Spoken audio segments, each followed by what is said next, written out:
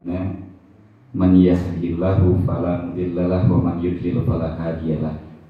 Asyhadu an la ilaha illallah wahdahu la syarika lahu wa asyhadu anna Muhammadan abduhu wa rasuluhu alladzi la nabiyya wa la rasula ba'da, amma ba'du. Ikhwatul iman, jamaah yang dimuliakan Allah Subhanahu wa taala, alhamdulillah puji dan syukur kita panjatkan kehadirat Allah Subhanahu wa taala atas limpahan karunia dan kenikmatan yang Allah berikan kepada kita.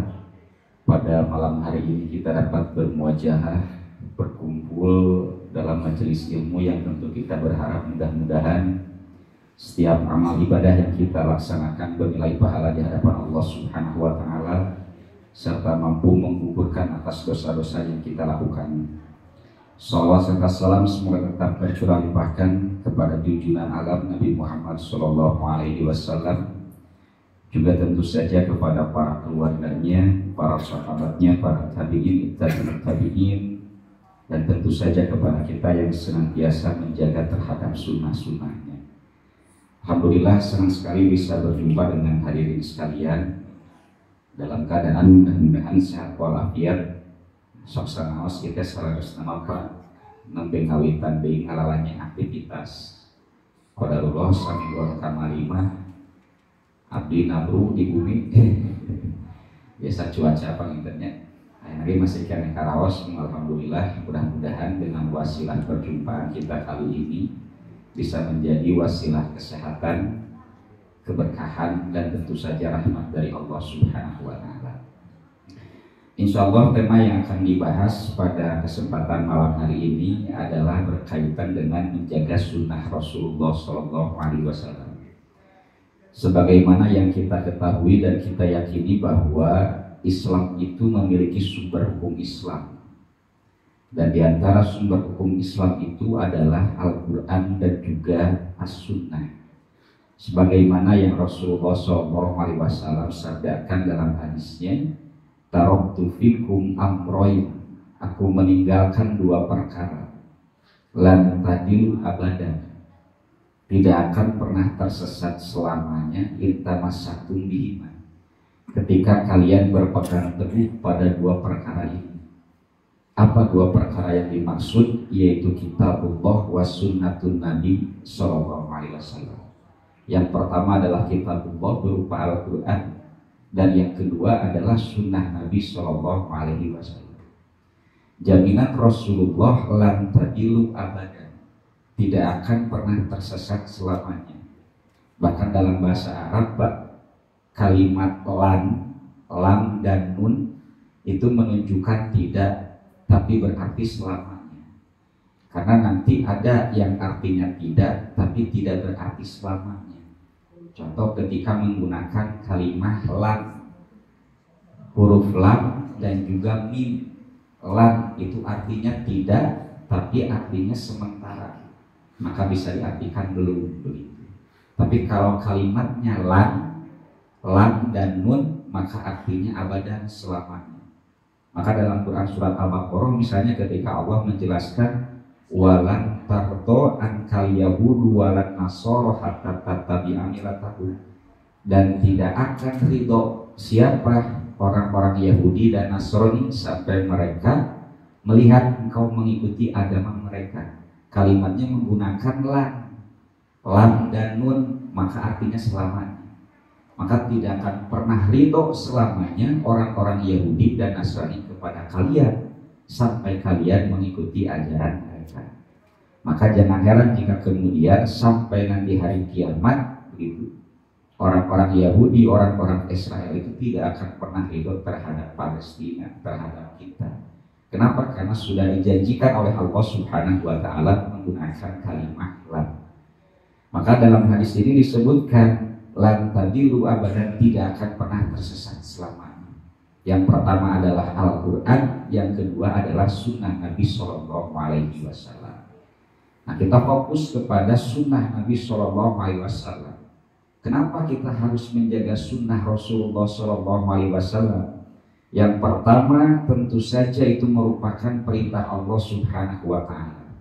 Dalam Quran surat Al-Hasyr ayat ke-7 Allah menegaskan wa ma atakumur rasulu fakhudhuhu wa ma nahakum anhu fantahu. Apa saja yang datang dari Rasul itu hendaklah kalian terima, kalian ambil. Dan apa saja yang dilarang oleh Rasul itu hendaklah kalian tinggalkan. Ini mutlak, tidak ada tawar-menawar. Tidak bisa kita menerima hanya sebahagian yang kita senangi saja, lantas kemudian kita meninggalkan yang lain. Tapi apa yang datang dari Rasul berupa perintah hendaklah dikerjakan, dan apa yang dilarang oleh Rasul maka hendaklah tinggalkan. Kenapa? Karena hakikatnya itu semua untuk kebahagiaan dan keselamatan kita sendiri. Bukan untuk Rasulullah, bukan untuk Allah Subhanahu wa Ta'ala, tapi untuk diri kita sendiri, untuk keselamatan kita. Kenapa? Karena ternyata orang yang paling mencintai kita di dunia ini adalah Rasulullah SAW. Bahkan Pak, cinta Rasul itu melebihi daripada cinta orang tua kita kepada diri kita, melebihi cinta pasangan kita terhadap kita, melebihi cinta anak kita terhadap kita. Kenapa? Karena cinta Rasul bukan hanya di dunia, tapi juga nanti beliau berikan di akhirat.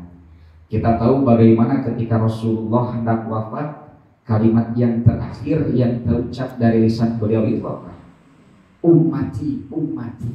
Maka orang yang paling mencintai kita selaku umat Rasulullah adalah Rasulullah itu sendiri. Bahkan Rasul beberapa kali berbincang dengan para sahabat, beliau mengatakan, aku rindu kepada saudara-saudaraku. Kata para sahabat, bukankah kami ini saudara? Iya, kalian adalah sahabatku, tapi aku rindu kepada orang-orang yang beriman kepadaku selepas kalian. Karena mereka tidak berjumpa denganku, tapi mereka mencintaiku, maka aku mencintai mereka. Maka yang Rasul ingat menjelang wafat itu adalah umatnya. Bahkan ibu bapak sekalian, bukan hanya di dunia, di akhirat pun Rasulullah itu senantiasa mencintai kita dan mengupayakan keselamatan bagi kita. Dalam sebuah hadis disebutkan, para penduduk neraka nanti datang menuju Nabi Adam alaihissalam. Untuk apa? Untuk meminta syafaat. Maka kemudian mereka berbondong-bondong datang kepada Nabi Adam. Tapi kemudian Nabi Adam mengatakan, aku tidak bisa memberikan keselamatan kepada kalian. Coba mintakan kepada Nuh. Maka mereka kemudian datang kepada Nabi Nuh. Nabi Nuh pun sama. Mereka datang kembali kepada Nabi Ibrahim, kepada Nabi Musa, sampai kepada Nabi Isa. Jawabannya mereka semua sama, tidak bisa memberikan keselamatan kepada para penduduk neraka. Tapi ketika mereka datang kepada Nabi Muhammad, yang beliau katakan adalah, aku akan menanggung kalian semua. Maka kemudian Nabi Muhammad datang menghadap Allah Subhanahu wa Ta'ala dalam keadaan bersujud. Maka Allah katakan kepada Nabi Muhammad, ya Muhammad, irfa' ra'sak, angkat kepala, apa yang kau minta? Begitu. Kata Nabi Muhammad, ya Rabbi ummati ummati. Ya Allah, umatku, selamatkan umatku yang mereka berada di dalam neraka. Maka kemudian Allah katakan kepada Nabi Muhammad, kalau begitu aku akan masukkan mereka para penduduk neraka itu ke dalam surga, barang siapa yang di dalam hati mereka terdapat keimanan. Ternyata tak cukup sampai di sana. Rasul datang lagi kepada Allah Subhanahu wa Ta'ala dalam keadaan bersujud. Kata Allah, ya Muhammad, irfa' ra'sak, angkat kepala, mau minta apa lagi? Begitu. Ternyata yang dimintakan oleh Nabi Muhammad sama. Ya Allah, selamatkan umatku, selamatkan umatku. Dan dalam hadis itu disampaikan, Rasul sampai datang menghadap Allah dalam keadaan bersujud sebanyak 4 kali. Coba. Hanya untuk menyelamatkan orang-orang yang sudah divonis masuk ke dalam neraka. Sampai di akhir hadisnya Allah katakan, aku akan masukkan mereka ke dalam surga, barang siapa yang di dalam hati mereka terdapat keimanan. Walaupun keimanannya sebesar biji zarah, walaupun lebih kecil daripada itu, bahkan lebih kecil lagi daripada itu. Ini perjuangan Nabi Muhammad untuk menyelamatkan orang-orang ahli tauhid tapi banyak maksiat yang awalnya mereka masuk neraka. Tapi karena perjuangan Nabi Muhammad, akhirnya mereka kelak akan masuk ke dalam surga. Syaratnya apa? Di dalam hati mereka terdapat keimanan. Maka hadirin sekalian, ketika Rasulullah bersabda, kullu ummati yadkhulunal jannah, kan begitu. Kata Nabi, setiap umatku pasti akan masuk surga. Ini jaminan Rasulullah kepada kita selaku umatnya. Ya, setiap umatku pasti akan masuk surga. Hanya yang menjadi pertanyaan, apa yang membuat kita mendapatkan jaminan surga? Apakah amalan-amalan yang kita kerjakan? Apakah karena sholat yang kita kerjakan lantas kemudian nanti di akhirat kita bisa berbangga di hadapan Allah? Ya Allah, saya layak masuk surga. Sholat saya sholat yang berkualitas. Sholat saya sholat yang penuh dengan kekhusyuan. Sholat yang penuh dengan penghambaan. Atau bacaan Quran kita yang kemudian kita layak banggakan di hadapan Allah sehingga kita layak mengatakan saya layak masuk surga ya Allah. Atau status kita sebagai suami yang baik untuk istri kita, ayah yang baik untuk anak-anak kita, anak yang baik untuk orang tua kita. Nampaknya kalau kita benar-benar bermuhasabah, apa amalan yang bisa kita banggakan di hadapan Allah sehingga kemudian kita dengan percaya diri mengatakan ya Allah saya layak masuk surga. Padahal ketika kita melaksanakan sholat kita penuh dengan ketidakhusyuan, penuh dengan ketergesa-gesaan. Bacaan Al-Quran kita jauh dari kata baik, tajwidnya, makhrajnya, sifatnya dan seterusnya. Akhlak kita pun jauh daripada akhlak yang baik. Tapi kata Rasulullah, kullu ummati yadkhuluna jannah, setiap umatku pasti akan masuk surga. Kan sesuatu yang kontradiktif. Di satu sisi kita merasa tidak layak masuk surga, tapi Rasulullah menjamin kita akan masuk surga. Apa yang membuat kita bisa masuk surga? Tentu saja ternyata bukan karena amalan kita, bukan karena ibadah kita, bukan karena akhlak kita, tapi karena perjuangan Rasulullah SAW yang menjaminkan umatnya mendapatkan surga. Perjuangan beliau yang bukan hanya di dunia tapi juga nanti di akhirat. Dan beliaulah satu-satunya orang yang memperjuangkan orang lain di akhirat di saat semua manusia itu sibuk memikirkan dirinya sendiri. Makanya kan kata Nabi Muhammad kepada Siti Aisyah, setiap manusia nanti akan dibangkitkan di satu padang yang luas tanpa mengenakan sehelai pakaian pun. Kata Ibunda Aisyah, ya Rasulullah, apakah kita tidak akan malu? Di antara kita tidak akan memakai pakaian sehelai pun, sementara semua manusia berkumpul di satu tempat. Kata Nabi Muhammad, jangankan kita memikirkan orang lain, yang ada itu kita akan sibuk memikirkan diri kita sendiri begitu. Itu gambaran nanti di akhirat. Jangankan kita melihat orang lain, kita itu akan sibuk untuk menyelamatkan diri kita sendiri. Bahkan orang-orang kafir itu dalam Quran surat Al-Ma'arij ayat ke-11 sampai ke-15 disampaikan yubassarunahum yawadul mujrimu law yaftadi min azab yaumi idzin bibani.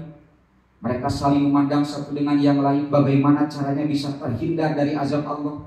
Kalaulah bisa, kami akan menggadaikan anak-anak kami kepada Allah Subhanahu wa ta'ala. Jadi bagi orang kafir, jangankan mereka menyelamatkan keluarganya, menyelamatkan orang lain, yang ada itu mereka mengorbankan orang lain untuk keselamatan diri mereka sendiri. Makanya gambaran nanti di akhirat itu akan saling menggugat satu dengan yang lainnya. Makanya kalau kita tidak saling mengingatkan di dunia, jangan salahkan jika nanti kita saling menggugat nanti di akhirat. Seorang istri divonis masuk neraka karena tidak menutup aurat. Nanti istrinya akan mengatakan kepada Allah, ya Allah, saya tidak menutup aurat karena tidak dididik oleh suami saya. Tolong tarik suami saya, masukkan juga dia ke dalam neraka. Suaminya divonis masuk neraka lantaran lalai melaksanakan sholat. Dia akan katakan di hadapan Allah, ya Allah, istri saya tidak mengingatkan saya. Tolong tarik pula istri saya ke dalam neraka. Itu saling menggugat. Artinya gambaran di akhirat itu, manusia tidak akan ada yang saling menolong satu dengan yang lain karena akan sibuk menyelamatkan dirinya sendiri. Tapi ternyata ada satu orang yang sibuk kesana kemari menghadap Allah sampai beberapa kali dalam keadaan bersujud hanya untuk menyelamatkan orang lain. Siapa? Yaitu Rasulullah SAW. Maka dalam hadis disebutkan la yu'minu ahadukum, tidak beriman seseorang di antara kalian sampai kalian mencintai Rasulullah melebihi cintanya daripada pasangannya, orang tuanya, anaknya, ataupun seluruh manusia yang ada di dunia ini. Kenapa? Karena ternyata yang mencintai kita, orang yang paling mencintai kita di dunia ini adalah Rasulullah SAW. Pak, jangankan kepada kaum muslimin, kepada umatnya, kepada orang munafik saja, Rasulullah itu senantiasa mengupayakan keselamatannya.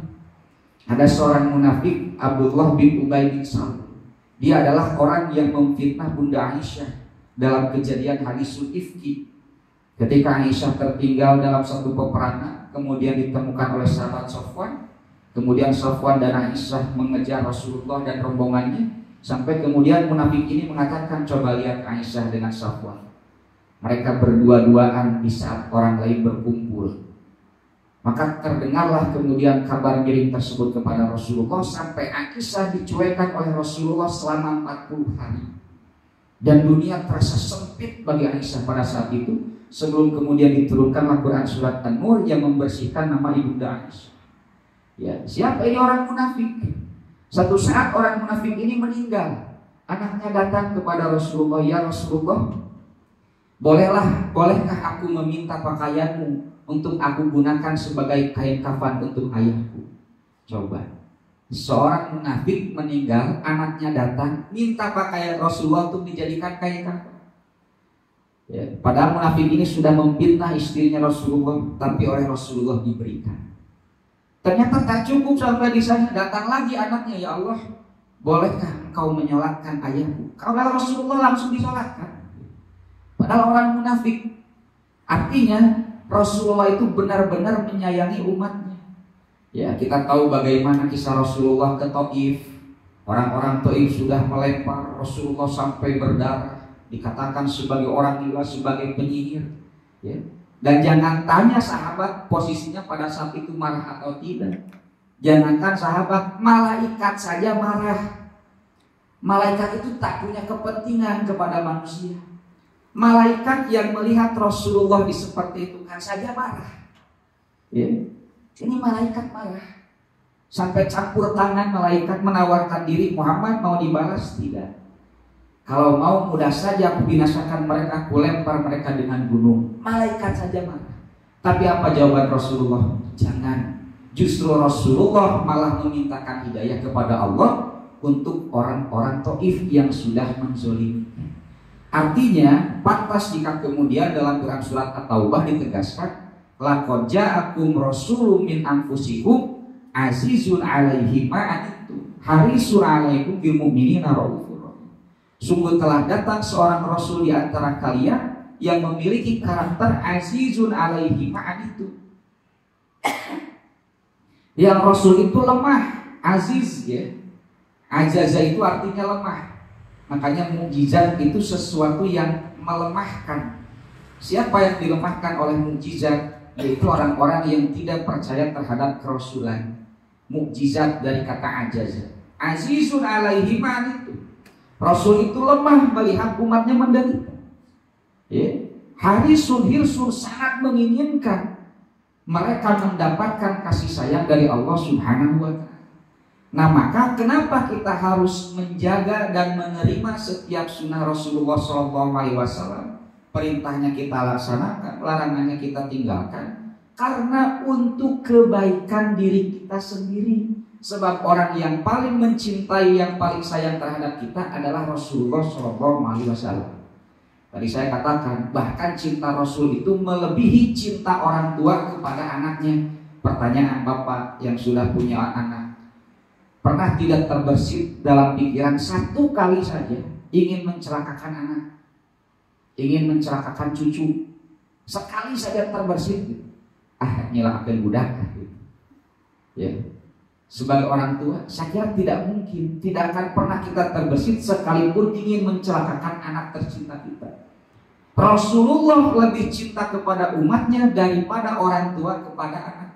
Maka tidak mungkin di dalam syariat itu terdapat sesuatu yang mencelakakan terhadap umatnya. Dan itu yang kemudian harus kita yakini. Tidak ada syariat yang membuat kita celaka. Semuanya adalah untuk keselamatan kita. Kalau saya sering analogikan, perintah Allah itu seperti orang tua kepada anaknya. Ya. Ada perintah yang memberikan keuntungan bagi orang yang memerintah, seperti bapak nyuruh kepada anak, nah tolong belikan air ke warung, maka keuntungannya untuk bapak yang memerintah. Ada keuntungan untuk dua pihak, yang memerintah dan yang diperintah. Nah, belikan air ke warung, nanti kembaliannya buat kamu jajan. Berarti dua-duanya dapat untung. Yang ketiga, perintah yang memberikan keuntungan, bagi yang diperintah. Nah, mandi. Bapak nyuruh anak mandi, mandinya buat siapa? Buat si A, buat yang diperintah. Maka Allah memerintahkan kita menjalankan sunnah Rasul, hakikatnya adalah untuk keselamatan kita sendiri. Jadi yang pertama, kenapa kita harus menjaga sunnah Rasulullah? Karena sunnah Rasulullah itu untuk keselamatan dan kebahagiaan kita. Sebab yang paling mencintai kita selaku umat Rasulullah adalah Rasulullah itu sendiri. Yang kedua, kenapa kita harus menjaga sunnah Rasulullah? Karena sunnah Rasulullah itu merupakan wahyu dari Allah Subhanahu wa Ta'ala.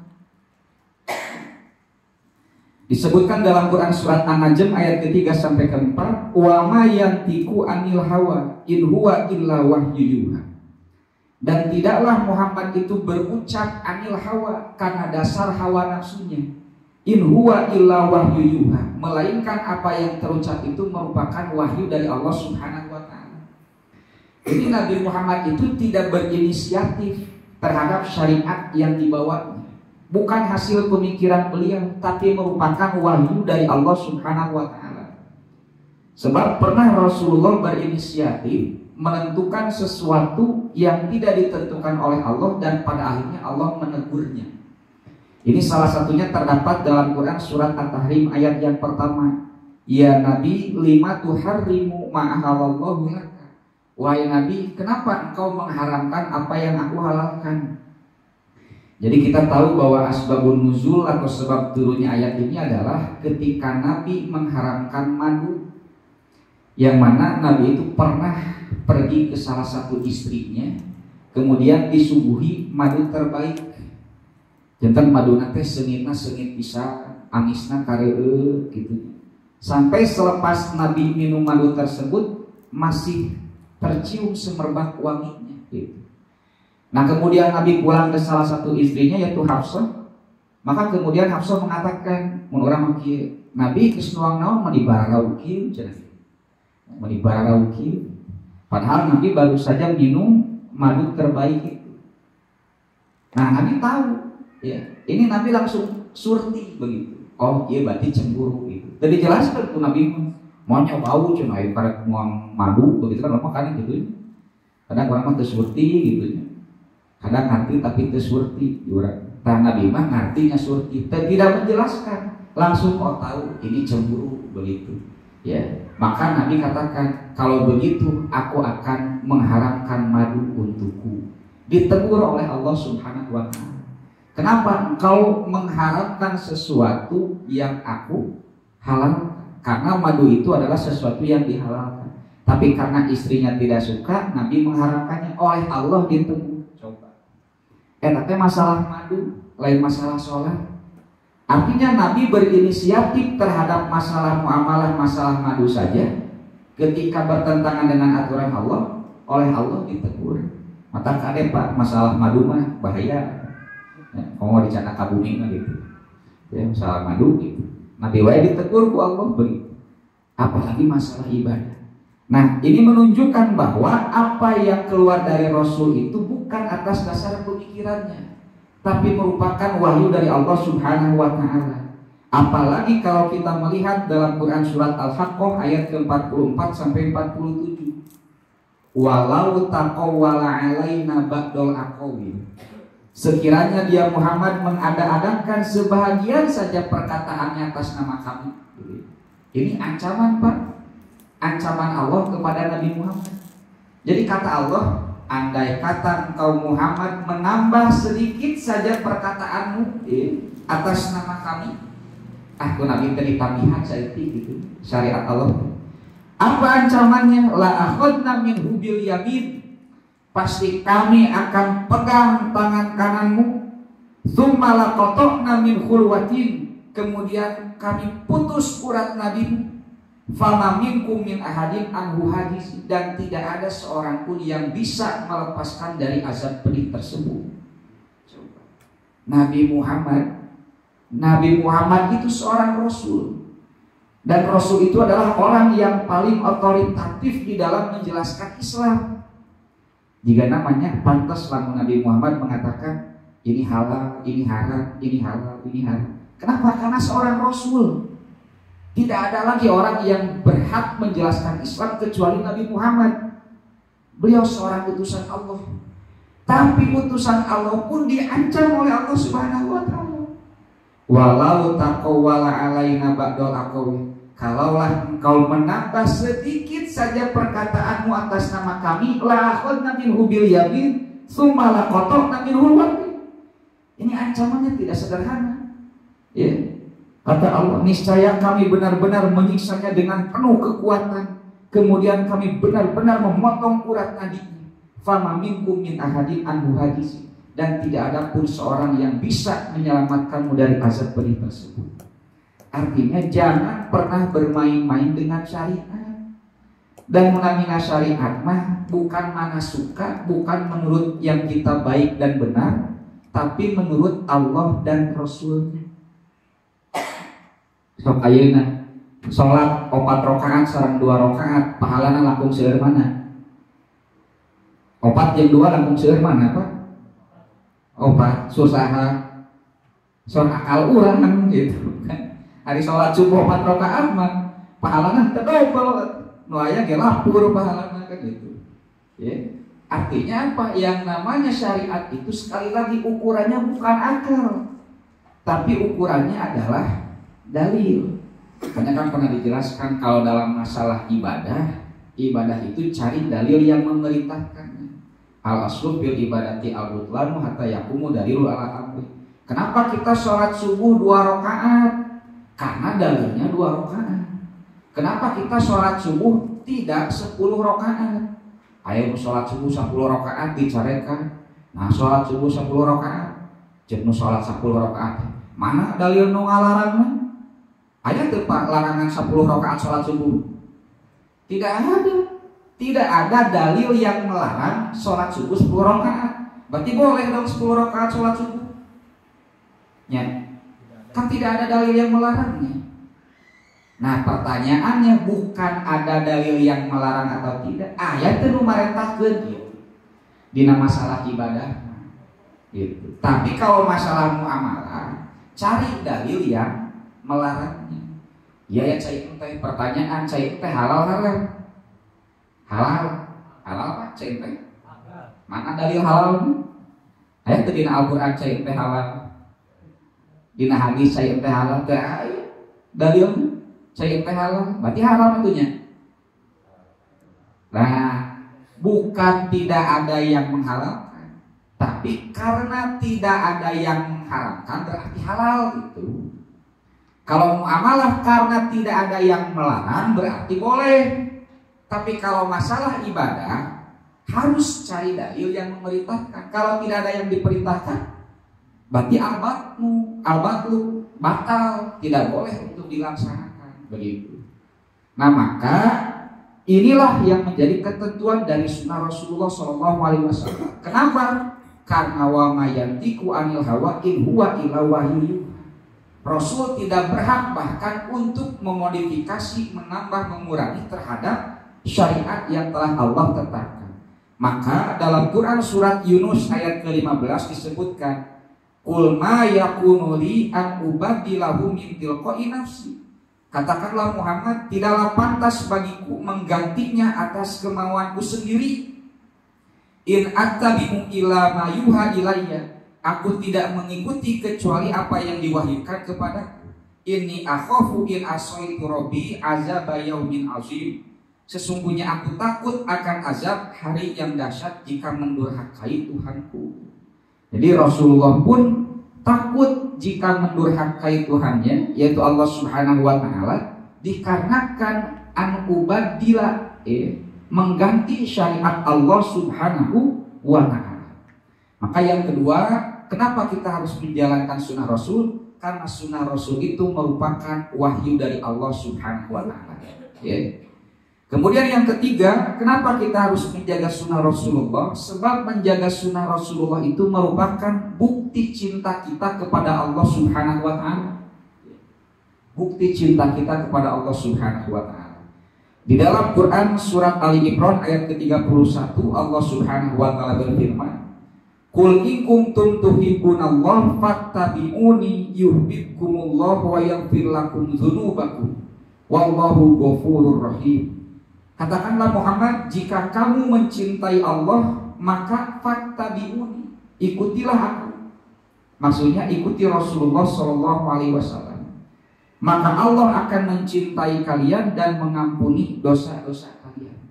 Jadi Pak, di antara derajat tertinggi seorang hamba itu adalah ketika dia mencapai derajat cinta kepada Allah Subhanahu wa Ta'ala.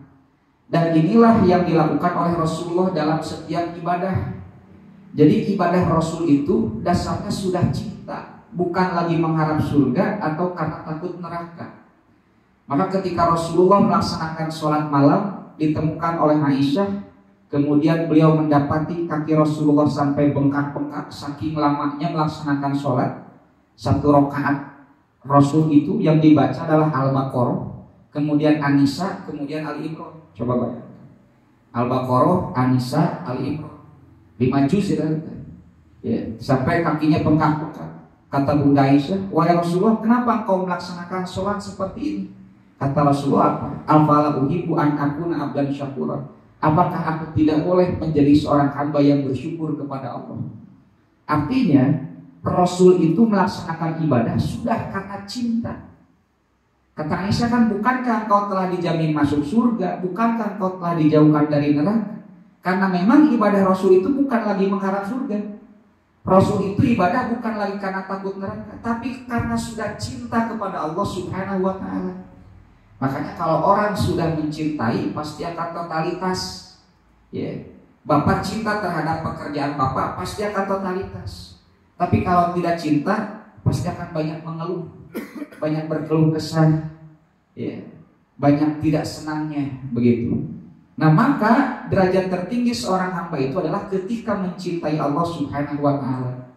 Dan karena derajat tertinggi seorang hamba adalah mencintai Allah, maka nikmat terbesar yang akan didapatkan seorang hamba adalah berjumpa dengan Allah nanti di surga. Kan nikmat terbesar di surga itu apa? Berjumpa dengan Allah. Kenapa berjumpa dengan Allah? Karena perjumpaan adalah nikmat tertinggi bagi seorang pecinta. Bapak, ibu yang sudah ditinggal oleh orang terkasih, entah itu suami, istri, orang tua, anak, kakek, dan yang lainnya. Kalau kemudian kita boleh meminta satu permintaan kepada Allah dan Allah akan mengabulkannya, pasti yang kita minta adalah perjumpaan. Bapak ditinggal oleh istri tercinta, yang diminta ingin bertemu, kan begitu, ingin berjumpa. Untuk orang yang paling kita cintai, perjumpaan itu adalah nikmat tertinggi. Maka kenapa nikmat tertinggi itu adalah berjumpa dengan Allah? Karena perjumpaan adalah nikmat tertinggi bagi seorang pecinta. Maka kalau kita ingin mendapatkan nikmat tertinggi di surga, berjumpa dengan Allah, berjumpa dengan Rasulullah, jadilah diri kita sebagai orang yang mencintai Allah. Bagaimana buktinya mencintai Allah? Fattabi'uni, ikutilah sunnah Rasulullah Shallallahu Alaihi Wasallam. Nah, itu yang ketiga. Jadi yang pertama, kenapa kita harus menjaga sunnah Rasulullah? Pertama, masih lupa atau belum pernah ingat? Yang pertama, karena sunnah Rasulullah itu adalah satu hal yang pasti akan menyelamatkan kita semua. Yang kedua, kenapa kita harus menjaga sunnah Rasulullah? Karena sunnah Rasul itu adalah wahyu, bukan semata-mata hasil pemikiran dari Rasul. Dan yang ketiga, menjaga sunnah Rasulullah adalah bukti kecintaan kita kepada Allah Subhanahu wa Ta'ala. Tiru utamanya, nah, orang rehat telah penginten kasalang Abu Adan Isa, insya Allah dilajeng saat saja.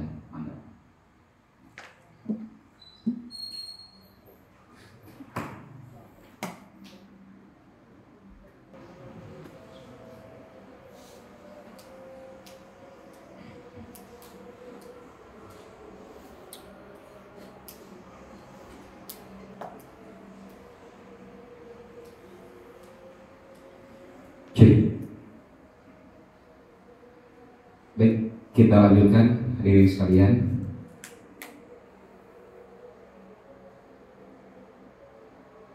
Poin yang selanjutnya adalah ketika kita menjaga sunnah Rasulullah SAW, ini merupakan jaminan masuk surga. Dalam hadis yang tadi sudah disebutkan, kullu ummati yadkhuluna al-jannah, setiap umatku pasti akan masuk surga. Kata Rasulullah, illa man aba, kecuali yang enggan. Maka kemudian para sahabat bertanya, wa man ya'ba ya Rasulullah, siapa yang enggan ya Rasulullah? Kata Rasulullah, man ata'ani dakhalal jannah wa man asani faqad aba. Barang siapa yang mentaatiku maka dia akan masuk surga, dan barang siapa yang bermaksiat kepadaku faqad aba, maka itulah orang yang enggan. Jadi ketika kita menjaga sunnah Rasulullah SAW, insya Allah ini merupakan wasilah kita untuk mendapatkan surganya Allah Subhanahu wa Ta'ala.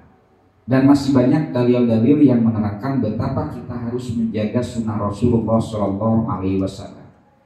Menurut para ulama, sunnah Rasul itu adalah yuradu biha sunnatur Rasulillah SAW, wa hiya tariqatuhu allati kana 'alaiha fi ibadatihi wa akhlaqihi wa mu'amalatihi fahiya aqwaluhu wa af'aluhu wa iqratuhu. Jadi setiap konsep kehidupan yang dimiliki oleh Rasulullah, baik dalam masalah ibadah, masalah akhlak maupun muamalah, baik dari segi perkataan, perbuatan maupun sikapnya. Jadi semua hal yang berkaitan dengan Rasulullah itu kita ikuti. Nah, itu yang disebut dengan sunnah Rasulullah. Yang tentu saukur sholatnya hunkul, temung saukur akhlaknya hunkul, tapi akidahnya, muamalahnya, cara beliau berinteraksi di keluarga, di masyarakat, itu merupakan sunnah Rasulullah SAW. Dan itu merupakan jaminan kita mendapatkan surganya Allah Subhanahu wa Ta'ala. Yang terakhir sebelum nanti dipertajam dalam sesi tanya jawab, bagaimana jika kemudian kita menyalahi sunnah Rasulullah SAW, gitu ya? Maka Allah Subhanahu wa Ta'ala baik dalam Al-Quran maupun dalam Al-Hadis melalui lisan Rasulullah mengancam siapapun yang menyalahi sunnah Rasulullah SAW. Ada satu hadis, Pak, lagi-lagi ini masalah sepele sebenarnya, bukan masalah ibadah tapi masalah makan. Hadis ini datang dari jalur Abu Muslim, yaitu Iyas Salamah bin Amr bin Al-Aqwa radhiyallahu anhu. Beliau mengatakan, anna rajulan akala inda Rasulillah sallallahu alaihi wasallam bishimalihi. Ada seorang laki-laki di samping Rasulullah sallallahu alaihi wasallam yang dia makan menggunakan tangan kirinya. Jadi seorang laki-laki di samping Rasulullah makan menggunakan tangan kirinya. Faqala, maka Rasulullah berkata, kul biyaminik, makanlah dengan tangan kananmu. Qala la astati', maka laki-laki itu mengatakan, aku tidak bisa. Qala lastata'ta, maka Rasul mengatakan, kamu tidak bisa. Ma mana'ahu illal kibru, apa yang menahanmu itu merupakan kesombongan. Jadi dia tidak bisa itu maksudnya tidak mau begitu. Yang seperti orang sananya biasa kan sok naon sok aya konsumsi nanti gorengan teh geuningan bala-bala jeung cengeng, kan paling raos kan teh bala-bala katuhu cengeng nu kenca. Kan ieu nya paling nikmat mah doang teh gitu. Nah, ieu Rasulullah teh kul biyaminik, makanlah dengan tangan kananmu.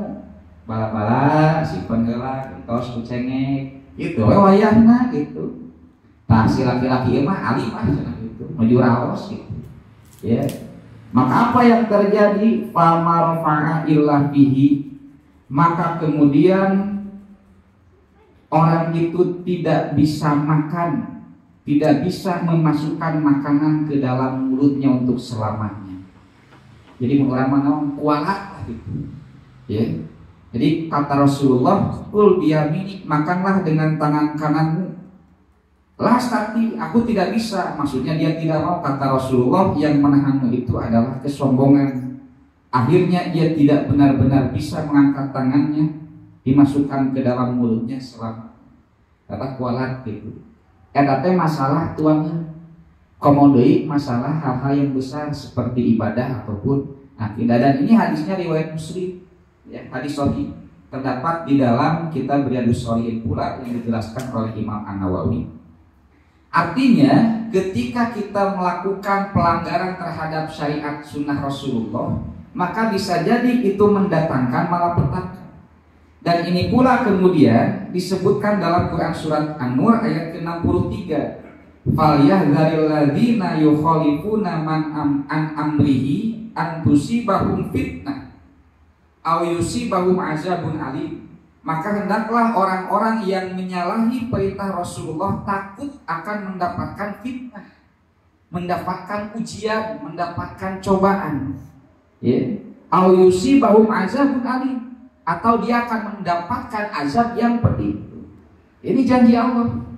Jadi Bapak Ibu sekalian, harus jadi muhasabah. Kalau kemudian kita mendapatkan sesuatu yang tidak mengenakan, begitu ya, padahal secara syariatnya misalnya sudah kita penuhi, ya, kita misalnya menjalankan bisnis, nah ada bisnis asal ditempuh step by step nanti, tapi nah boncos wae, rugi wae. Atau misalnya kita sakit, padahal kita sudah menjaga makanan, sudah rajin berolahraga, di rumah bersih gitu ya, makanan dijaga. Bisa jadi bukan masalah yang sifatnya duniawi, logika, tapi karena ada pelanggaran terhadap syariat Rasulullah yang kemudian mengakibatkan kita diuji dengan kesedihan tersebut, begitu. Nah tadi kan, ketika dalam masalah makanan saja dia tidak mau mengikuti sunnah Rasulullah, maka akan ada azab yang menimpa terhadap dirinya. Nah ini sebagai gambaran betapa ngerinya orang-orang yang dengan sengaja menyalahi aturan Rasulullah SAW dalam sunnahnya. Nah ikhwatul iman yang dimuliakan Allah Subhanahu Wa Taala, itulah beberapa di antara dalil yang menerangkan kepada kita baik dalam Al-Quran maupun dalam Al-Hadis terkait dengan betapa pentingnya kita menjaga sunnah Rasulullah SAW. Yang pertama sekali lagi karena sunnah Rasulullah itu merupakan sesuatu yang akan menyelamatkan kita baik di dunia maupun di akhirat. Yang kedua bahwa sunnah Rasulullah itu merupakan wahyu dari Allah Subhanahu Wa Taala. Yang ketiga sunnah Rasulullah merupakan bukti kecintaan kita kepada Allah Subhanahu Wa Taala.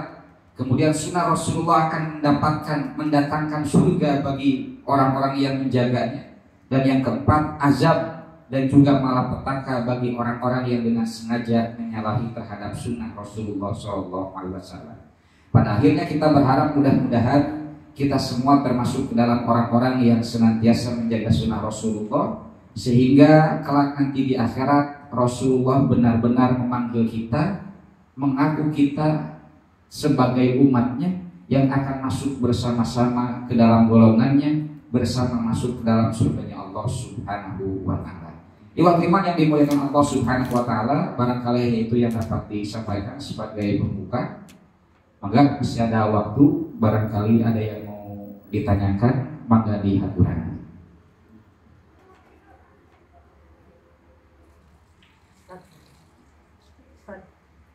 Diutusnya Nabi Muhammad Sallallahu Alaihi Wasallam untuk menyempurnakan akhlak. Pertanyaannya, bagaimana akhlak Rasulullah?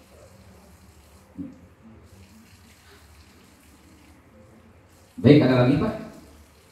Kalau dijawab dulu begini. Memang betul bahwa Rasulullah SAW diutus oleh Allah Subhanahu Wa Taala untuk menyempurnakan akhlak. Ya. Liutabima makarimat akhlak. Dan akhlak Rasulullah itu tercermin dalam kehidupan sehari-hari. Dan akhlak itu harus menjadi puncak daripada akidah dan ibadah yang dilaksanakan. Jadi dalam sebuah hadis disebutkan albirru husnul khuluqi. Kebaikan itu adalah akhlak yang baik. Kenapa kebaikan itu adalah akhlak yang baik? Bukan kebaikan itu adalah sholat, bukan kebaikan itu adalah zakat. Apakah sholat bukan kebaikan? Apakah zakat, saum bukan kebaikan? Tentu saja setiap ibadah itu adalah kebaikan. Tapi kenapa yang disebut kebaikan oleh Rasulullah adalah akhlak yang baik?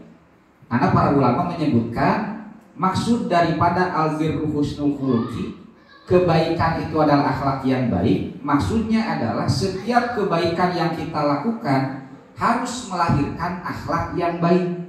Nah, maka itu yang disebut dengan kebaikan sempurna. Contoh misalnya, ada orang yang rajin sholat ke masjid.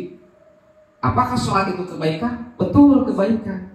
Tapi kebaikannya belum sempurna kalau belum melahirkan akhlak yang baik. Beres sholat ngobrolkeun batur, sana gitunya. Beres sholat teh karek salam ya. Assalamualaikum. Assalamualaikum. Apa ki mangga seorang maju imam teh goreng bacaan teh. Gitu. Padahal karek sholat misalnya. Atau beres sholat misalnya ngaharewas kan gigieun, tinggal si bapak eta sarungna meneh harang kitunya anyar apal mana anjuk kata macam. Misalnya sugudon orang teh gitunya. Nah, itu kebaikan, sholatnya kebaikan, tapi belum sempurna. Kenapa? Karena belum melahirkan akhlak yang baik. Ya. Lagi saum Senin Kamis itu kebaikan, tapi ketika membicarakan kejelekan orang lain maka saumnya belum sempurna.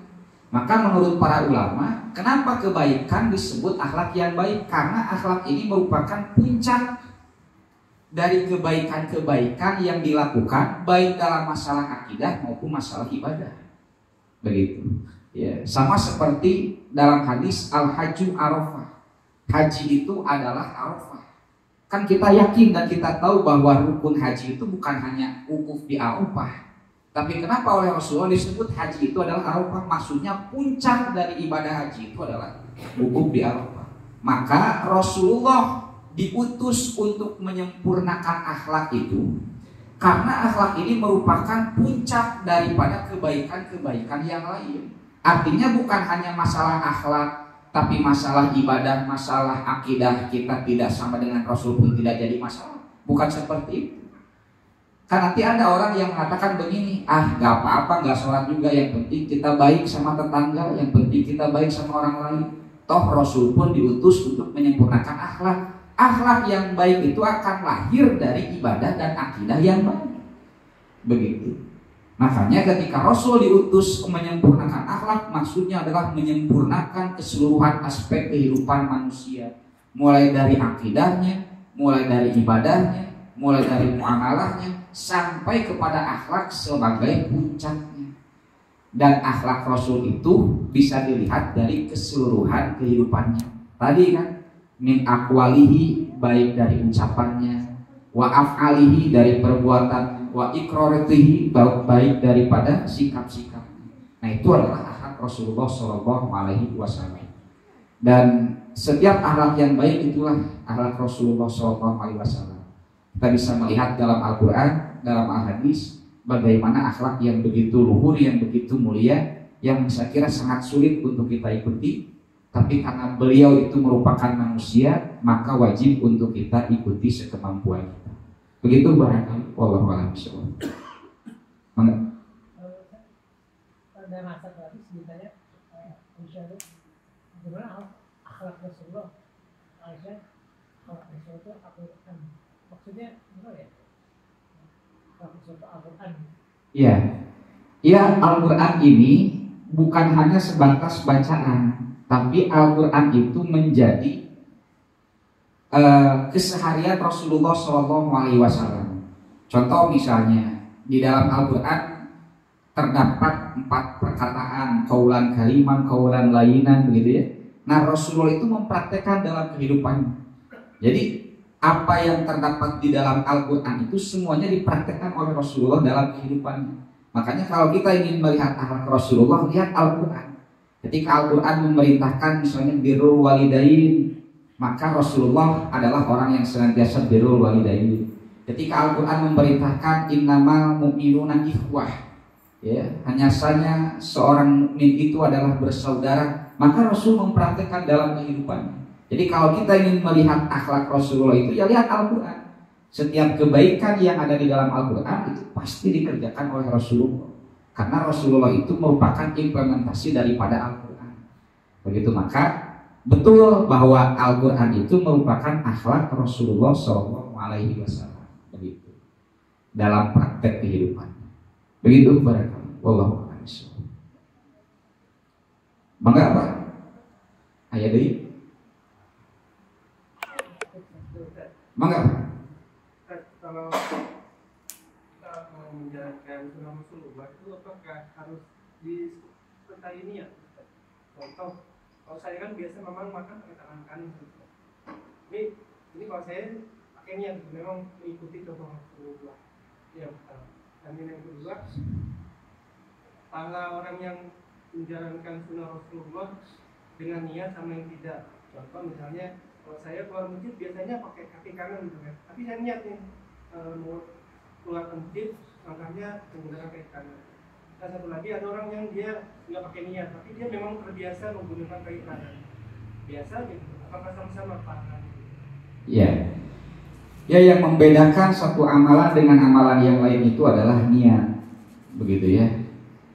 Ada dua orang, dua-duanya sholat 2 rakaat di dalam masjid. Sholatnya sama tidak? Belum tentu. Yang satu mah misalnya sholat tahiyatul masjid, yang satu mah niatnya sholat subuh wudu begitu. Padahal sama 2 rakaat, tempatnya sama, waktunya sama begitu. Nah, artinya niat itu bisa menjadi pembeda amal. Makanya innamal a'malu binniyat. Hanya saja innama itu bukan sesungguhnya ya. Tapi nanti di sana dalam bahasa Arab innama itu ada penegasan sekaligus pembahasan. Artinya amalan itu akan disebut amalan dengan niat. Kalau ada niat itu disebut amal. Contoh, bapak teh jual ngalebetkeun artos 100.000 ka kenceleng, tapi kenalin dur. Kertuduh bapak teh jual kieu. Begitu. Jadi pahala tidak? Jadi pahala tidak? Tersadari mah gitu. Jo ngalindur jo. Ingat-ingat kan? Oh, jadi udah tadi sudah dimasukkan. Itu tidak jadi pahala. Tidak jadi pahala. Kenapa? Karena tidak ada niat. Karena tidak ada niat tidak menjadi amal. Makanya innamal a'malu binniyat. Nah, sekarang ada orang masuk masjid pakai kaki kanan, ya, keluarnya kaki kiri misalnya. Tapi tidak ada niat untuk beribadah, tidak jadi amal. Tidak jadi amal. Begitu. Beda dengan orang yang memang diniatkan walaupun tidak diucapkan, karena niat itu terdapat di dalam hati. Contoh misalnya, karena kita tahu ya bahwa sunnah Rasulullah ketika masuk masjid selain berdoa adalah mendahulukan kaki kanan misalnya. Kita kemudian mempraktekkan dengan dasar ilmu, dengan dasar keinginan mempraktekkan, itu sudah menjadi amalan dan itu akan bernilai pahala. Berbeda dengan orang yang tidak tahu, maka dia tidak mungkin meniatkan menjalankan sunnah Rasulullah. Maka sunnah Rasulullah itu harus diiringi dengan ilmu supaya kita tahu mana yang termasuk sunnah, mana yang tidak. Ada orang Pak, dia masuk masjid kemudian duduk saja, ya. Ada orang lagi masuk masjid kemudian sholat 2 rakaat, ya. Kira-kira yang benar yang mana? Yang sholat. Sekilas kan, ternyata ketika ditanya, yang pertama, kenapa kamu tidak sholat? Emang harus sholat gitu ya? Oh, dia nggak tahu, makanya dia langsung duduk. Yang kedua ditanya, kenapa kamu sholat? Ya nggak tahu, ada orang lain juga sholat. Dia nggak tahu kenapa dia sholat, itu nggak jadi pahala. Walaupun dia mengerjakan misalnya sholat tahiyatul masjid, tapi karena dia nggak tahu, dia hanya ikut-ikutan orang lain saja misalnya. Dia sholat ya sholat, gitu kan. Nah, yang benar itu yang pertama, walaupun dia tidak mengerjakan sholat tahiyatul masjid karena dia tidak tahu, dia harus melakukan itu. Bahkan lebih baik kalau kita tidak tahu ya nggak usah mengerjakan, kan begitu. Yang kedua mah mengerjakan berarti dia tapal dalilna, tapal ngabat kudu ngakukeun eta gitu. Nah, artinya segala sesuatu itu harus diniatkan, ya, harus dengan niat menjalankan ibadah, niat menjalankan sunnah Rasul. Nah, dari mana niat itu hadir? Dari ilmu. Kan kita tahu kita mendapatkan pahala karena kita tahu bahwa sunnah Rasul masuk masjid itu adalah mendahulukan kaki kanan. Kalau kita tidak tahu, kita tidak akan mengamalkan itu. Makanya perlu untuk mencari tahu sunnah Rasulullah, kemudian meniatkan untuk mengerjakannya. Maka insya Allah akan menjadi pahala. Tapi kalau tidak diniatkan, itu tidak akan mendapatkan pahala. Karena syarat amal diterima itu harus ada niat. Makanya niat itu selalu menjadi rukun dalam setiap amal. Begitu. Ya, sok niat sholat, rukun sholat pasti niat. Nah, gitu. Tidak mungkin, karena kalau tidak niat ngalidur mah mau jadi pahala. Gitu. Begitu barangkali bahwa Tuhan bisa. Maka ayat ini Pak. Cekap pangitannya.